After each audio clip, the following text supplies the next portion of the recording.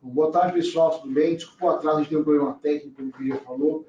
A gente está aqui com o Lawrence, da Quest, né, que faz a gestão dos fundos de crédito da Quest, do Alto, do Lute, do fundo de debêntures, então são fundos bem conhecidos aqui na nossa base. Então, também com o Vitor, da ARX, da Arx, né, que faz a gestão lá do Denari, do Vinson, do fundo de debêntures também.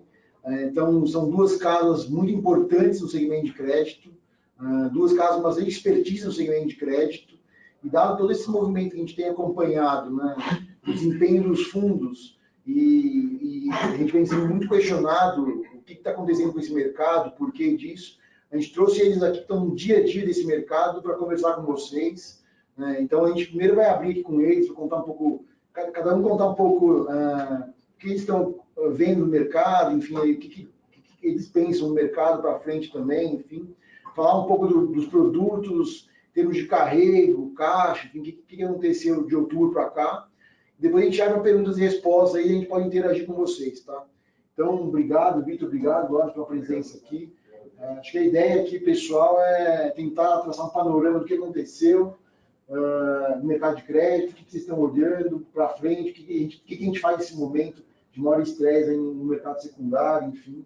Então, quem quiser começar com a palavra, aí fiquem à vontade. Quer começar? Posso começar? Pode ser, por favor. Pessoal, boa tarde. É um assunto que já está rodando aí já há algum tempo. Eu imagino que a grande maioria já deve estar um pouco a par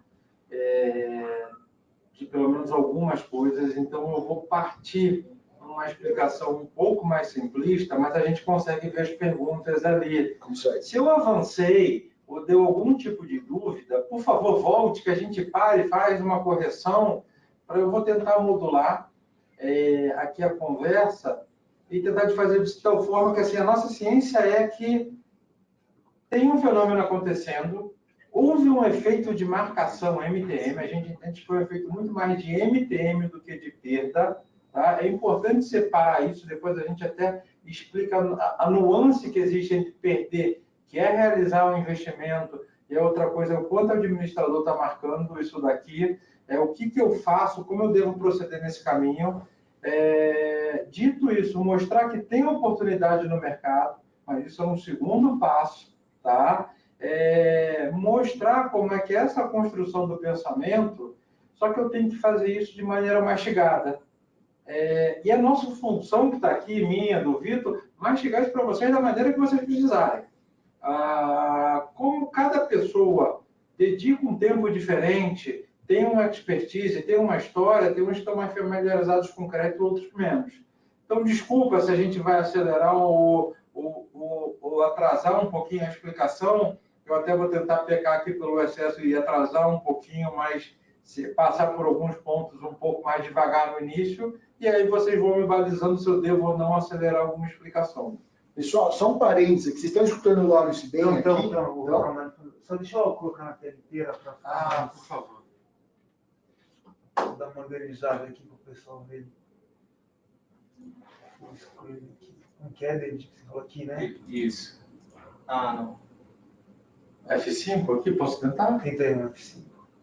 Aqui eu vou ter. Foi aí. Bom, pode continuar. O som está bom, então estão escutando a gente bem. Vocês estão vendo a gente também. Acho que está ok. Então, beleza. Então, o Lawrence vai tocar aqui. Pessoal, eu vou trazer alguns dados aqui do Fundo Alto, que é o fundo que a gente tem bem conhecido na casa, e a gente quebra esse fundo numa série de informações que, quando você olha num primeiro momento, eu tenho como baixar isso aqui, eu vou jogar um pouquinho para cima, vocês olham isso daqui, podem assustar, mas não se assustem não, gente. Isso aqui é muito mais simples do que parece. Fica ali no... E ajuda a visualizar muito aqui o que está acontecendo dentro do nosso fundo, tá? Quando eu olho o Altro, eu posso olhar o Altro aqui em várias estratégias. Uma estratégia que eu vou chamar de caixa, que é basicamente o caixa do fundo, o quanto eu tenho no mês e quanto eu carreguei mais ou menos no ano, tá bom? E letras financeiras, que são ativos muito líquidos aqui, e eu estou fazendo até uma aproximação na letra financeira subordinada, que são maneiras de eu passar o caixa um pouco mais com um pouco mais de performance aqui, com um pouco mais de rentabilidade. E até isso se quebrou, como a gente tem essa estatística o ano todo, e vários anos vocês conseguem ver que isso acontece de uma maneira bem coerente e aderente. Então, o Altra é um fundo que no mês, ele tinha uma carteira de caixa, que é basicamente caixa, ela passa aqui muito próximo do 100 de CDI, é o quanto a gente passa a operação compromissada. Letras financeiras, uma parcela dela rodou a 107 do CDI. Aqui eu tive um evento, e que é o que a gente vai entrar, que deu um resultado negativo. Quando você olha no ano, está muito próximo de 100 de CDI. O patrimônio fundo do médio rodou de 3,9. E o que realmente aqui importa no Altro, onde você tem uma estratégia de debêntures, uma outra estratégia de debênture redeada, que é o coração. E quando você olha a estratégia de debêntures do Altro, você vê que ele, no ano, carregou aqui mais ou menos 61% de debêntures, onde a rentabilidade média foi 122 do CDI, e que isso daqui, se eu pensar partindo de 100% do patrimônio do fundo, se ele tivesse só essa carteira, o fundo teria rodado 114. Conclusão direta, de várias maneiras de eu enxergar o fundo, o que a gente está falando? Passado o mês de outubro, onde a gente teve esse evento de marcação a mercado, o meu fundo Master ainda assim rodou 131% do CDI. No ano ele está 114% do CDI, deduzido todos os custos, e eu tive comportamentos diferentes em estratégias diferentes, às vezes para o mesmo nome. Então é interessante você falar o seguinte, ó, uma estratégia de debêntures em CDI que rodou 122% do CDI no ano, e no mês rodou a 52% do CDI, ela deu prejuízo. Por que ela me deu prejuízo no mês? E aqui eu vou para a página seguinte. Quando a gente abre, e foi o que muita gente falou, a gente quebrou essas debêntures, o que está em AAA, mundo de AA e duplo de A. O que a gente percebeu? Gestores, investidores, de uma forma geral, que precisavam fazer caixa por N motivos, eles foram no mercado e tinham que fazer caixa de uma maneira rápida. Ou para fazer frente a passivos, resgate do fundo, ou para fazer um movimento de defesa, porque viram outros gestores e outros investidores vendendo. E isso aconteceu basicamente assim, se eu preciso fazer caixa rápido, é uma coisa muito intuitiva, o que eu vou escolher? O ativo que é mais óbvio, o meu joia da coroa, ou vou fazer numa coisa que é mais complicada e mais difícil de explicar? Todo mundo teve a mesma ideia, eu vou para o joia da coroa. Só que na hora que eu vou para o joia da coroa e todo mundo quer fazer a mesma coisa ao mesmo tempo, o que acontece? O mercado ele absorve uma certa quantidade, um certo volume, um determinado preço. Se você tem um excesso de oferta, você vai na feira, tem um excesso de batata, a batata cai preço. E por incrível que pareça, todo mundo teve a mesma ideia de vender os joias da coroa, que foram os AAAs e AAAs. Então, o que você percebe? Uma carteira de AAA rodando a menos 66 do CDI, uma carteira de AA rodando a 77 do CDI, e uma carteira de debêntures na região de A, que são créditos muito bons, rodando a 130 do CDI. Posso fazer um parênteses aqui, Lawrence? Deve, por favor. Só fazendo um parênteses aqui, pessoal. O Lawrence falou, deu o exemplo da feira, de excesso de batatas, o preço da batata cai. É que a gente chama no mercado de crédito de abertura de spread de crédito. Né? Exatamente. Então, esse é o movimento que o Lawrence está conceitualizando aqui. Eu estou tentando ser o menos linguagem técnica possível, trazendo para mais exemplos do dia a dia. Perfeito. E aí o que é interessante, turma, é quando você vê esse comportamento, foi a mesma dinâmica para a letra financeira dos principais nomes, que eu acho que o Vitor e todos os gestores passaram. Quem que abriu? Letra financeira do Itaú, letra financeira do Bradesco. Se alguém tem alguma dúvida que o Bradesco e o Itaú estão muito bem, obrigado, vão continuar sendo Bradesco e Itaú, em termos de balanço, de qualidade de crédito, não tem dúvida. Só que na hora que está todo mundo tentando fazer a mesma coisa, qual é a postura do comprador? Manda o cafezinho, vamos esperar a turma se bater e eu vou tentar trabalhar o melhor preço para comprar. Então, é a velha oferta da lei da oferta e da demanda. O que a gente está acostumado, e assim, até continuando, a gente tem aqui, nesse mundo, uma estratégia, e a gente faz uma quebra das debêntures que estão em CDI, que teve uma performance aqui da carteira de 52% do CDI, e olha que interessante, as mesmas debêntures da mesma empresa que estão em IPCA, redeadas para CDI, que é um hedge sintético que a gente faz, no mês elas deram 105. Turma, o mercado não é burro. Se uma empresa está quebrando, ela está passando por algum apuro, você vai bater ela, não importa no indexador.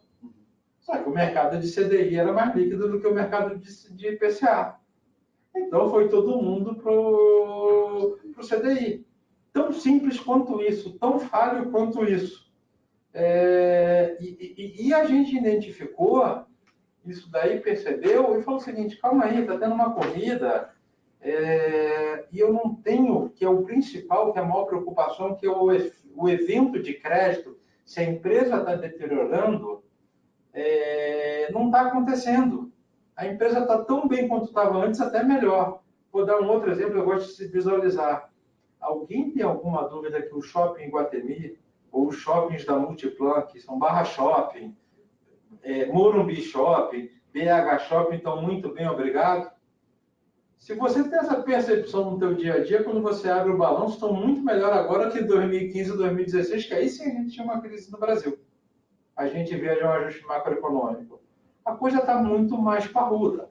Só que na hora que todo mundo tentou vender o AAA, que é o Shopping Iguatemi, que a gente tem dado como exemplo, o que aconteceu?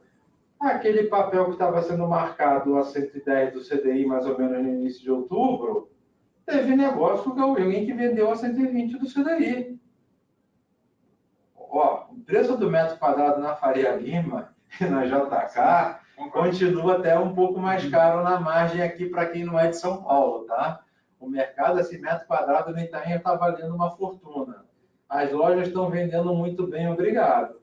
Só que você teve um descompasso. Lógico, só para a gente explicar, talvez o pessoal fique na dúvida, mas como é que você tem um ativo que vai de 110 CDI e amanhã que vai de 120 e você perde dinheiro com isso? Eu até ia complementar esse ponto que o Laurence comentou, que eu acho que é muito importante também ser colocado, que é até, vamos pensar na própria dinâmica do CDI. No começo do ano, a gente olhando o CDI, que a gente sempre tem que olhar o CDI a par e passo com o vencimento do papel. Então, uma curva pré de CDI a 8, por exemplo. No começo do ano, esse papel que o Laurence comentou de 110 CDI, quando eu faço conversão para o que é spread de crédito, seria 80 bips, que a gente chama, 0,80%, tá? Que nada mais é do que o 10% vezes a taxa pré, o 8% chegando a 0,80%, tá? Então, quando eu tenho uma perspectiva de queda do CDI para algo próximo a 4,5%, 4,5%, esses mesmos 110 do CDI passa a valer 0,40%, 0,45%, tá? Então, assim, aliado a esse movimento que o Laurence comentou, de necessidade de liquidez, você também precisa reajustar o spread de crédito. Como ele muito bem colocou, a qualidade das empresas melhoraram, se não continuar igual, melhoraram, você tem um spread de crédito achatado pelo único fenômeno de queda do CDI. Então, você precisa ter esse reajuste para retomar o spread de crédito que faça jus àquele risco que você está correndo. Porque, no final do dia, o que é o spread de crédito? É justamente a remuneração pelo risco do emissor. Tá? Então, assim, não é justificável você ter um spread de crédito que caiu de 0,80 para 0,40, única e exclusivamente por uma redução na taxa livre de risco, que é o próprio CDI. Então, você, para restabelecer o equilíbrio inicial, sai do 110, do CDI, olhando o CDI de 4,5, 5 futuro, que seria 0,5%, e você precisa reajustar ele para o 0,80. E quando tem esse reajuste de 0,50 para 0,80, eu tenho esse impacto. Lembrando, qual que é a conta que eu chego para saber quanto que meu ativo de crédito vale hoje? O valor dele no vencimento, eu tenho um valor contratado lá no futuro. Eu não tenho dúvida que eu vou receber esse valor lá no futuro. Entretanto, quanto que ele vale hoje? A gente fala que é esse valor dividido pelo fator, que é 1 mais essa taxa, esse spread. Tá? Então, justamente porque eu tenho um denominador maior, o meu divisor é maior, o meu valor hoje cai. Entretanto, daqui para frente, ele passa a ter uma remuneração maior, tal modo que lá na frente eu vou receber exatamente aquele valor prometido, desde que não tenha um evento de crédito, como muito bem ele colocou. Então, assim, por isso que a gente fala que o que está havendo hoje é um movimento de reprecificação e não maior risco de crédito na indústria. A gente não enxerga isso em nenhum fundo da indústria e nenhum ativo da indústria, muito pelo contrário, como bem colocou. Qualquer uma dessas empresas estão uma qualidade de crédito maior, se a gente olhar as perspectivas macroeconômicas brasileiras, estão com tendências de melhora, Você nunca teve um cenário tão propício como o atual aqui internamente. Então, Márcio, por favor. Eu acho que isso é interessante. Então, está todo mundo tranquilo, né, Vitor, assim, no seu dia a dia, está acostumado a receber notícias, às vezes, surpreendentes de bolsa, do multimercado, do fundo de câmbio, e crédito sempre trouxe alegria. E, de repente, todo mundo que vinha ali no seu reloginho de crédito, olhou no mês, pegou o Altro, que eu acho que é um fundo que eu gosto de usar muito como exemplo, ele olhou o 70 do CDI, que ele parou, olhou, ele não fez a conta, ele não fez duas contas. Deixa eu olhar o fundo no ano. A gente sempre mostrou que o Altro, ele tem um mandato de rodar 110 com 115 do CDI. Então, mesmo depois desse processo de ajuste, ele estava rodando um pouco acima, ele está muito coerente com o mandato dele. Os cotistas que estão dentro do Altro, e quem é um cliente mais antigo, viu que o Altro passou fechado 1 ano e meio. Então, o cliente está com muita gordura, então isso aqui é esperado. Para simplificar a conta também, eu vou fazer aqui 70 do CDI. O que é importante é dar uma olhada, eu não tomei prejuízo no mês. 70 do CDI, se um CDI esperado no mês é mais ou menos 0,40% no mês, tá, turma? Eu que recebi 70 do CDI, eu recebi aqui no mês, tá, 0,28. Mas quando eu olho essa conta no ano, feito todos os custos, eu ainda estou bem acima do CDI. E numa composição de uma carteira onde algumas estratégias performaram muito bem, a gente tem um pouco de empresa brasileira, que são as mesmas também que estão aqui na carteira de debênture, que estão no exterior, estão redeadas, elas deram 500 do CDI no mês quase. Uma outra estratégia que a gente tem é a nossa carteira de FDICs, que são FDICs de empresas aqui, renderam 162 de CDI, teve um mês que descontou um pouquinho. Mas quando eu olho isso daqui, indo para a página seguinte, e fica talvez mais fácil das pessoas visualizarem, a gente decompôs como é que foi o Altro no ano. Se eu levar para 2018, esse gráfico vai ficar mais bonito ainda. Que, tirando as pessoas que entraram ali no finalzinho de setembro, o meu último cotista a entrar no fundo foi um cotista que entrou ali em março, abril de 2018. Esse cotista veio pegando no mês a mês e foi fazendo um ganho de capital, mais o carrego do ativo, e ele foi tendo um ganho no fundo master, tá? Aqui parte de 100 do CDI, gente. Então, se eu tenho aqui 0, é 100 do CDI. Se eu tenho 20, aqui eu estou falando 120 do CDI. Esse cotista ele veio acumulando um ganho de um determinado valor bem expressivo no ano. E eu tive um reajuste no mês que vem do chamado ganho de capital, que foi essa parte identificado que são dos ativos AAAs, que foram reprecificados, mas a empresa, são empresas que vão vencer em 2020, 2021, 2022, já foi esse efeito na cota do fundo, está lá. E eu vou ter uma curva de carrego que até vai ser um pouco mais inclinada do que essa, que mesmo fazendo esse desencaixe no ano, ele está rendendo muito acima do prometido. Então, o que é a nossa preocupação aqui de estar mostrando para o cotista, e isso passa por vocês, porque é você aí na ponta que está recebendo a informação, e do outro lado você está recebendo do cotista também uma buzinada do, pô, o que aconteceu com aquela minha cota que não me trazia notícia ruim, de repente trouxe? Você precisa estar munido de ferramentas para virar para ele e falar, ó, aqui não tem problema. Aqui teve uma reprecificação de mercado e, assim, eu como assessor, eu tenho que te ensinar a ganhar dinheiro. E como é que eu ensino alguém a ganhar dinheiro? A primeira coisa é não perder. Regra número 1. E como é que eu não perco dinheiro? É não sendo visceral, porque eu vi isso e só olhei para isso, não olhei para mais nada, e fui lá e meti um dedo no gatilho e saquei. Não. Gente, o dinheiro que está no Altro é um fundo D45, onde a perspectiva de investimento de um cliente médio que está no Altro, eu estou fazendo isso aqui para o Altro, mas o Vitor tem lá na Axis os fundos que estão com o mesmo mandato, são muito semelhantes. Então, assim, a lógica que eu estou falando aqui, da qual eu estou usando o nosso exemplo, da nossa apresentação, mas vale também para eles, tá? É um horizonte de um cliente que vai ficar 3, 5 anos nesse fundo. Então, quando ele olha o ganho aqui contra o CDI, e 100% do CDI está aqui, é essa linha horizontal, esse gráfico é um pouco diferente do que vocês estão acostumados daquele gráfico padrão de lâminas, está sobrando o resultado aqui. E nisso que você está sobrando o resultado, fala assim, cliente, estou fazendo um bom investimento, então você sacar agora, você de repente vai estar deixando um caminhão na mesa que vai voltar. Porque o que vai acontecer? As debêntures que estão aqui, as LFs vão vencer e vão vencer num horizonte de prazo curto e médio, a grandíssima maioria. E na hora que esse processo de reprecificação que está acontecendo, e a gente não passou por esse motivo ainda aqui, o porquê, essa rentabilidade que vai correr, que de repente estava com essa curva, essa inclinação, veio para baixo, vai ter uma inclinação maior ainda. Isso é uma tranquilidade que a gente está falando com uma honestidade intelectual sem medo de errar, com todos os disclaimers que tem que ter quando você está falando de coisas futuras. Então, é mostrar que esse fenômeno técnico, você não tem evento de crédito quando as coisas vêm de AAA, pelo contrário, foi a joia da coroa, onde o pessoal assinou para fazer liquidez, de uma maneira assim mais forte.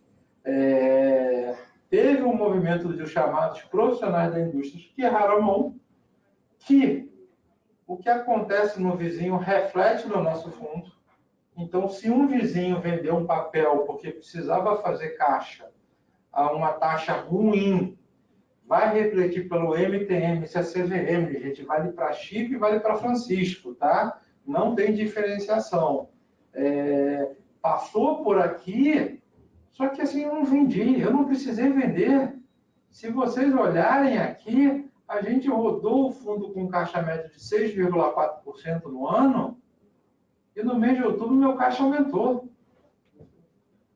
Eu não precisei vender, até complementando, no nosso caso, que a gente tinha acabado de abrir o fundo. Então entrou um dinheiro novo, que esse dinheiro acabou sendo o meu excesso de caixa, que ele está aqui com o dedo no gatilho para comprar a oportunidade, e eu só estou esperando o mercado acabar com o processo. Eu acho que esse ponto até que o Robson colocou que é muito importante, é assim, você de fato só tem essa perda, que a gente viu impacto nas cotas, quando você tem que vender esse ativo, que é perfeito que ele colocou. Ele não teve que vender, a gente não teve que vender. Quem tem caixa numa situação dessa não tem que queimar ativo. Não tem que vender porque você sabe, desde que não tem um problema de crédito, olhando para esses ativos que passaram por essa reprecificação, não tem problema de crédito, você vai simplesmente capturar essa perda ao longo da vida do ativo. Você vai recuperar essa perda, desde que você não venda. Se você vendeu esse ativo, de fato você assumiu uma perda. E esse não é o caso do Altro, por exemplo, da nossa casa, de qualquer outro player que tinha caixa naquele momento. Isso é importante, gente, porque isso que a gente está falando tem algumas conclusões diretas. Primeiro, o Altro é um fundo D45, o fundo de vocês... A gente tem o D5 e o D30. Estamos trabalhando aqui na região do D30.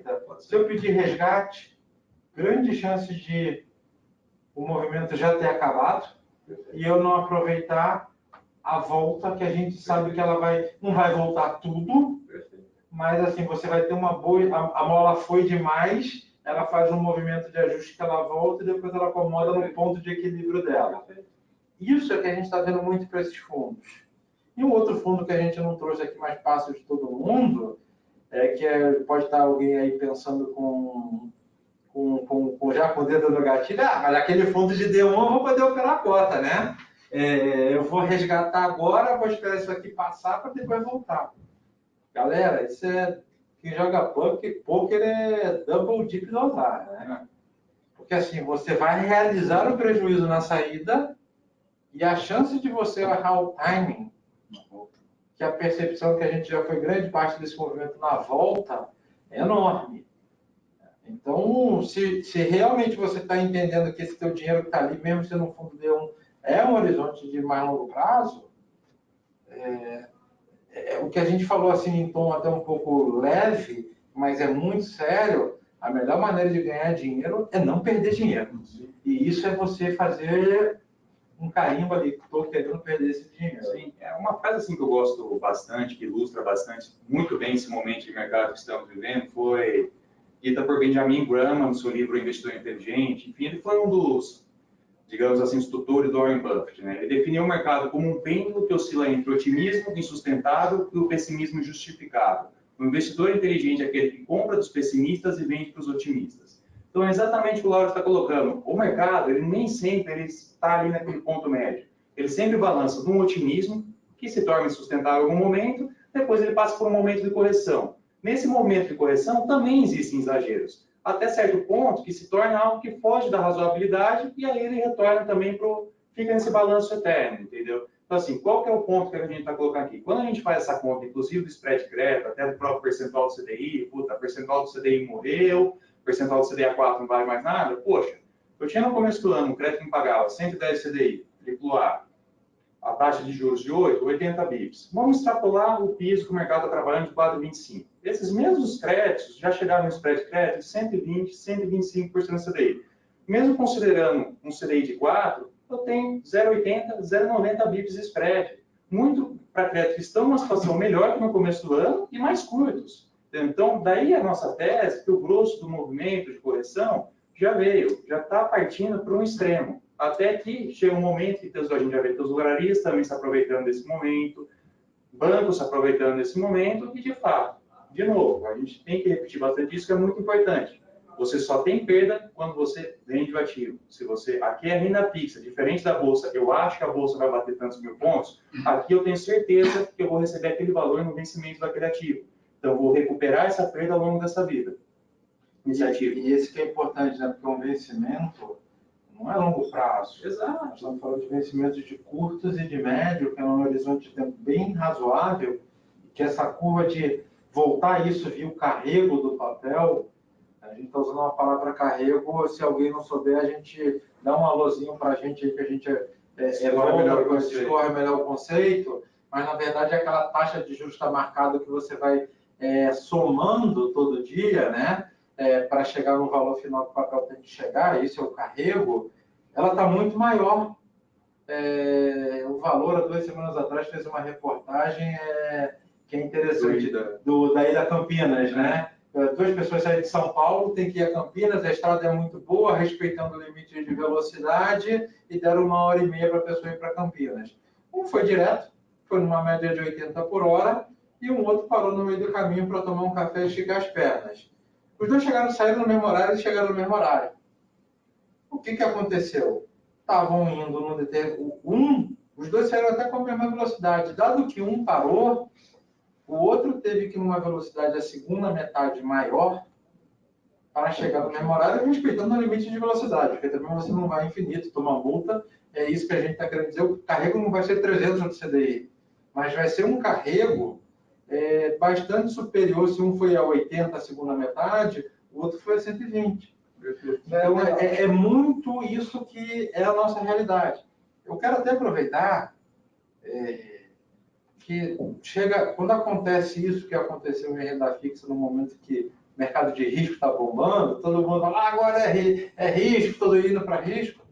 Gente, aqui a gente está trabalhando numa indústria de profissionais. A gente sabe que uma carteira de um cliente, tem muita gente que está no interior do Brasil, não é só bolsa e multimercado. Você tem uma parcela de renda fixa que ela tem que ser bem alocada. Pô, esse é o melhor momento. Então, quando eu estou pegando fundos com um perfil igual ou alto, ou até uma coisa que está passando muito desapercebida nessa crise, que eu acho que as pessoas não estão percebendo, Eric, previdência privada. Pô, nós estamos ali no previdência privada com horizonte de investimento de 10, 15, 20 anos, num momento de desencaixe da indústria, que agora é essa. Você ficar um mês, 15 dias, 10 dias com volatilidade, no horizonte daí não é nada, e eu estou comprando papel num ponto muito interessante. Acho que é importante vocês tocarem no assunto de carrego, né? Dado que a gente tem toda essa reprecificação no mercado em outubro, e parece que continua nesse começo de mês agora, com a abertura de spread de crédito, enfim. Que só para a gente ilustrar, o que era carrego de um alto, por exemplo, 2 meses atrás, que carrego hoje? Trouxe até o exercício de carrego também, se me permitir. Mostrou aqui. A gente trouxe um exercício de carrego aqui dos nossos fundos. Na pasta. Isso, tá aqui, né? Esse gráfico é legal. Esse gráfico aqui, depois eu vou comentar um pouquinho ele, que foi a abertura de spread que a gente viveu no mundo de debêntures incentivadas, tá? Mas, só dando continuidade ao tema de CDI, né, que até se encaixa bem no perfil do Alfa, aqui a gente trouxe o que seria o carrego do nosso fundo CDI antes e depois desse movimento de reprecificação, tá? Então, a gente vê aqui que no começo de setembro, agosto, eu pego aqui o meu D30, por exemplo, talvez seja um perfil um pouco mais parecido do próprio Alfa, tá? Que é o Vinson. O Vinson, ele tinha um carrego que nada mais é o quanto que esse ativo vai me remunerar ao longo da vida dele, até o seu vencimento. Se eu pegasse todos os meus ativos da carteira, com caixa, etc., eu tinha um carrego que mal superava o CDI, aqui na casa de 102, 104 CDI. Só que provavelmente você dava uma cota maior do que o carrego. Esse é o ponto, que eu dava uma cota maior do carrego, por quê? Justamente pelo movimento inverso do que a gente está vivendo hoje. Da mesma forma que a MTM pode impactar negativamente a cota do fundo, ela também impacta positivamente quando tem um movimento inverso, de fechamento de spreads. Então, o que a gente viu até agosto, começo de setembro, era a rentabilidade dos fundos serem sustentadas por um fechamento de spread. Mas se eu fosse analisar o quanto que a minha carteira rentabilizaria meu fundo até o vencimento dos ativos, caso não houvesse nenhuma alteração na marcação a mercado, eu chegava nesses 102, 104 CDI.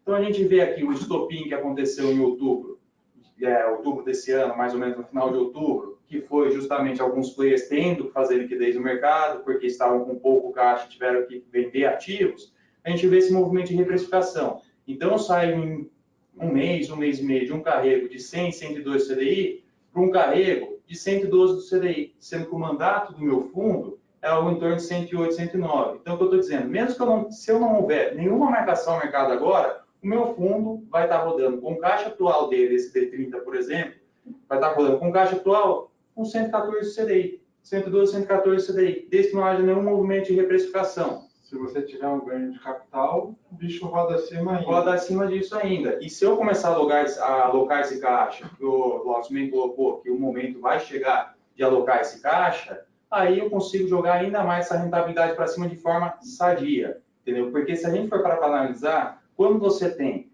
um fechamento de spread também, simplesmente por um fator técnico, onde você tem mais demanda do que oferta, também não é benéfico. Aquele spread crédito deixa de refletir o risco que você está correndo.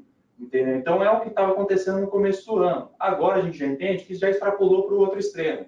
Em um momento, isso vai voltar para a razoabilidade. Quando vai acontecer, é impossível a gente saber. Mas, fato lá, até lá, a gente vai ter um carrego extremamente interessante para a carteira. E quando esse fator técnico inverter novamente, tiver uma maior demanda por crédito do que oferta, você automaticamente tem o seu fechamento do spread de crédito e aumenta ainda mais a rentabilidade do fundo. Tá?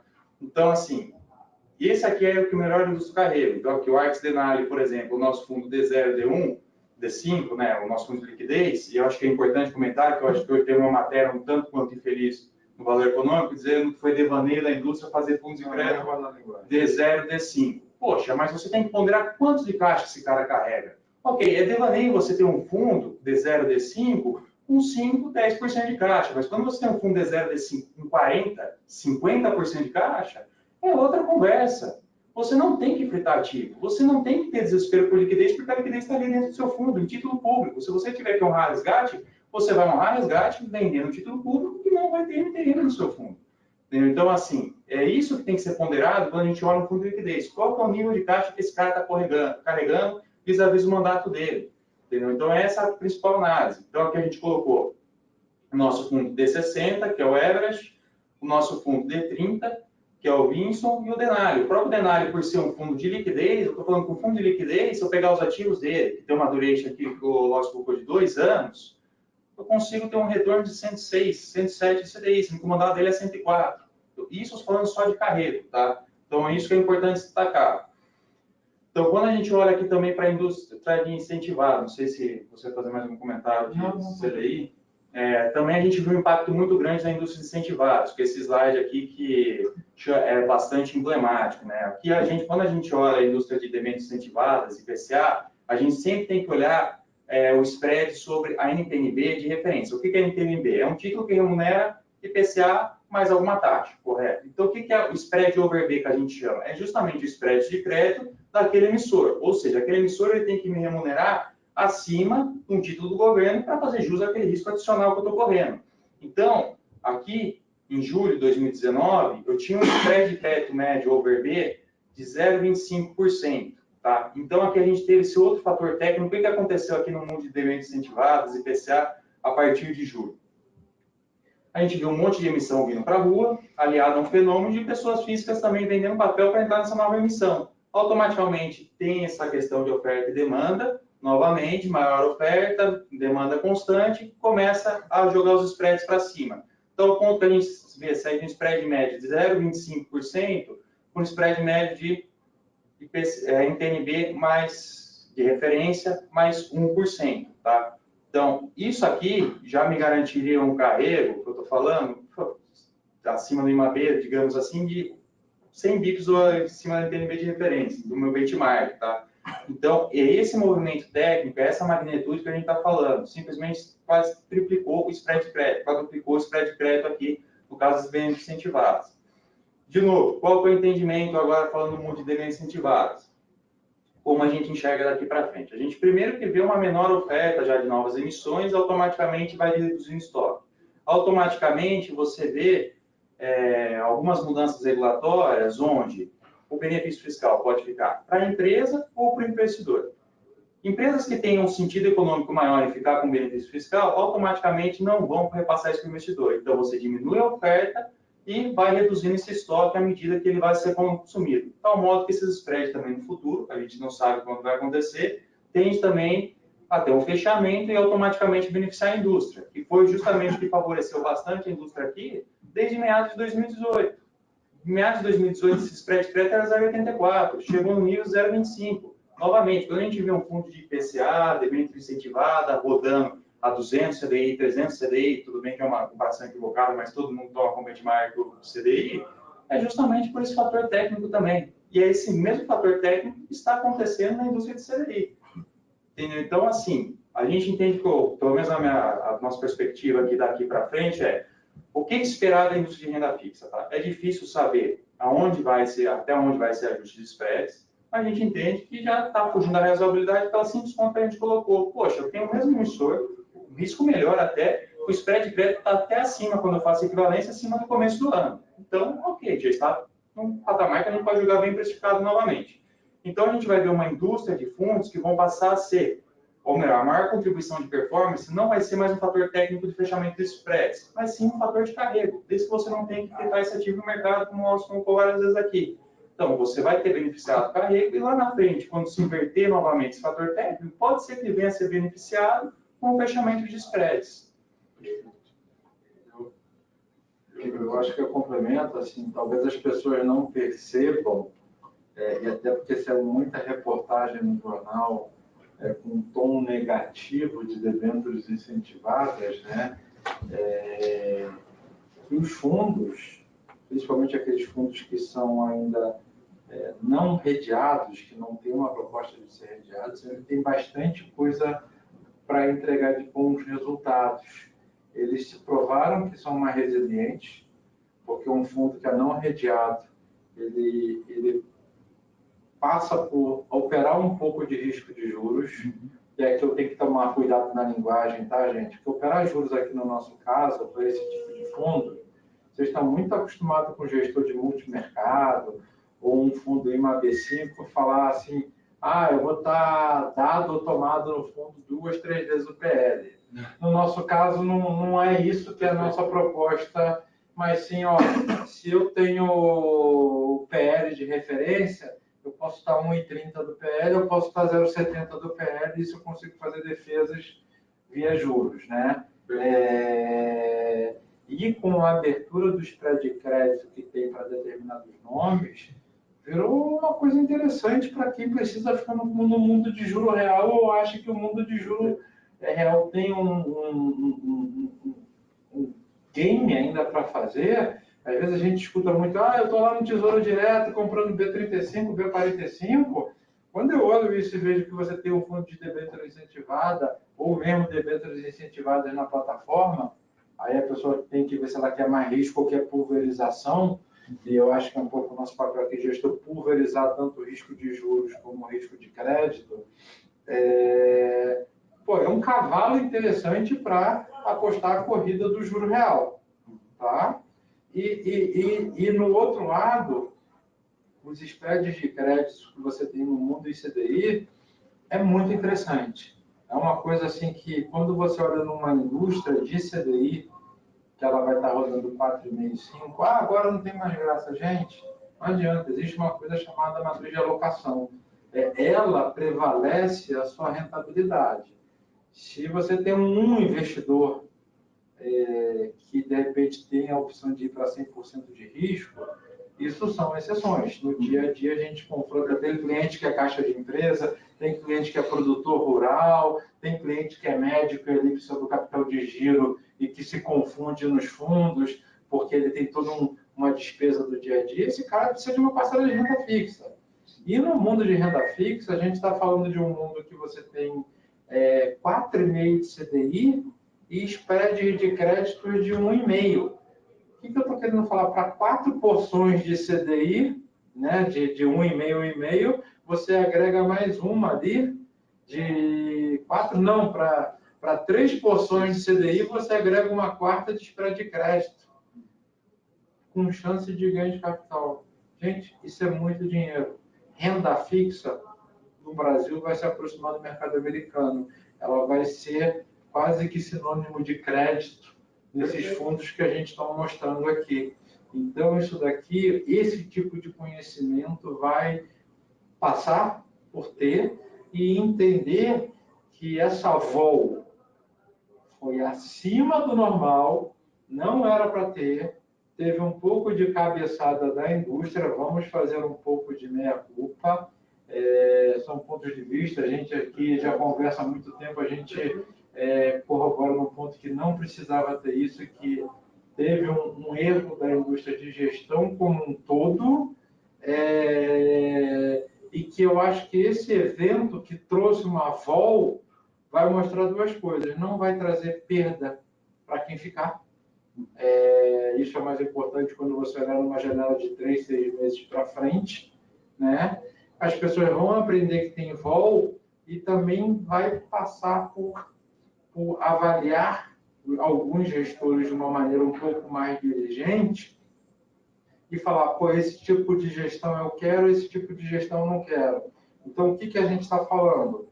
Num fundo D1, se eu quero um fundo D1 que realmente eu quero ter aquela prontidão de caixa, eu vou dar uma preferência a um fundo que sempre carregou estruturalmente mais caixa. Eu acho que são a filosofia das duas casas, historicamente, seja na casa que você está e na Quest, a nossa história de 4 anos, mas também a gente teve uma história numa casa anterior, que é exatamente igual a vocês, um caixa bem alto, que é exatamente para nesse tipo de mercado você fala assim, não, a vida continua como está, e cotista, fique tranquilo, nós estamos cuidando do seu dinheiro, nos preocupamos, temos disposição para conversar, seja com o escritório que está aqui na ponta ou até com o cotista final, se preciso for. É que a gente não consegue conversar com todo mundo ao mesmo tempo. Então, a gente dá preferência para os povos para fazer isso de uma maneira mais direcionada. Perfeito. Eu acho que um ponto importante destacar aqui no final do dia, o nosso mandato não é deixar nenhum cotista rico, mas sim ser dirigente e proteger o capital dele e proporcionar um capital, ganho de capital, um rendimento sustentável e condizente com o risco que ele está correndo. Então, acho que assim, esse é o nosso mandato, nosso objetivo no final do dia, tá? E assim, querendo ou não, quando você, nesse momento que a gente está vivendo, acho que a avaliação que vale determinado gestor, se tem caixa, que a Polaris colocou, ele vai passar por essa crise e, muito pelo contrário, ele vai estar hábil a aproveitar essas oportunidades. Porque você só consegue aproveitar as oportunidades que estão surgindo se tem caixa. Não estou dizendo que vai sair queimando caixa de forma irresponsável, mas você só consegue aproveitar se você tiver caixa. Então, essa avaliação que é importante você ter no final do dia, e é isso que mostra a diligência ou não de determinados gestores. E, enfim, para terminar, assim, para dimensionar o tamanho da indústria de renda fixa, que a gente também escuta muito falar, agora acabou a renda fixa, é bolsa, né? Então, assim, não é porque o juro saiu de 10 para 4 que o perfil do investidor mudou. Esse é o primeiro ponto. Segundo ponto. Talvez até no mundo de plataforma você tenha, eu acho que vai acontecer, mas quando você olha do ponto de vista da locação Brasil, gente, não vai. Aí expande até um pouco mais, é importante dizer isso. E se você dimensionar qual que é o tamanho da indústria de renda fixa hoje, a gente está falando que renda fixa, se você pegar dados da Ambima, da indústria pública, são 2,2 tri de reais sob gestão. Desses 2,2 tri de reais, 500 e alguma coisa, 530 bilhões de reais, crédito privado. Desse total de 2,2 trilhões, apenas algo em torno de 100 bilhões de reais está na mão dos gestores independentes.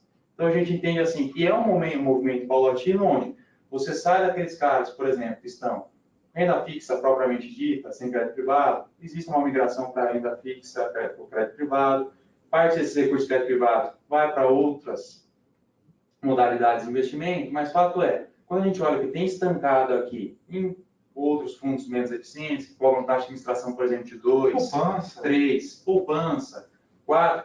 Pô, a gente está falando que tem fundos da indústria que tem bilhões e bilhões de reais, que está na mão principalmente de grandes bancos, e cobram uma taxa de administração com juros de 4%, de 1%, 2%, 4%, 5%. Entendeu? Então, no final do dia, é esse dinheiro que é extremamente expressivo, que está dentro desses 2,2 trilhões, como eu disse, apenas 100 bilhões está na mão de gestores independentes, que também vai migrar para outras modalidades de investimento, também para a renda fixa privada, na mão de investimentos, plataformas, enfim, essas outras modalidades que existem na indústria. Então, assim, se a gente olhar, tem gente dando dinheiro para a Grécia, por exemplo, uma taxa de juros negativa, mundo afora. Então, vai continuar sendo, sempre vai existir, vai ser uma parcela importante na composição do portfólio do cliente. Não, perfeito. Pessoal, acho que eles falaram bastante aqui do movimento que teve no mercado agora recente, de carrego dos fundos, da indústria, enfim, perspectiva para frente. Acho que vale a gente aproveitar esse momento agora, para quem tiver dúvida. Muita gente ligou para a nossa área esses últimos dias, questionou a gente. Então, quem tiver dúvida e quiser aproveitar que eles dois estão aqui, quiser perguntar qualquer coisa diretamente para eles, estão à disposição aqui. A gente vai abrir as perguntas aí agora.